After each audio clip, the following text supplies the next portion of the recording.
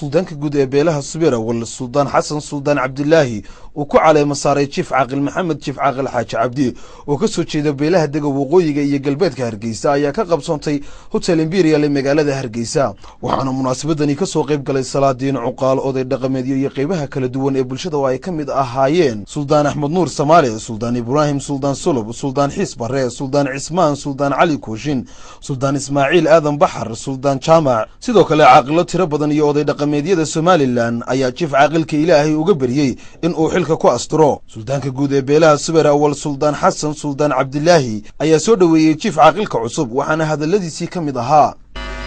waxa farxad weyn ah waxa sharaf weyn ah waxa qadarin weyn ah inaan ka soo qayb galo caleemasaarka Chief Caaqilka Chief Caaqil Maxamed Chief Caaqil Xaaji Cabdi Nuur oo maanta halkan aynu ku caleema saarayno oo ah arrin dhaqan oo soo jireena oo reerka uu hogaaminayay Chief Caaqilkan inuu yahay reer ballaaran waxaan gudoomay Chief Caaqil Maxamed oo aan ku boqoraya waxaan ku boqorayaa mood baan ku boqorayaa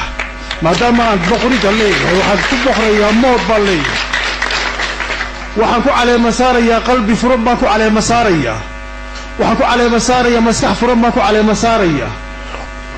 marka waxaan Ilaahay uga baryayaa inuu fududeeyo gabagabadii waxaa halkaasi isna ka hadlay Chief Caaqilka cusub Chief Caaqil Maxamed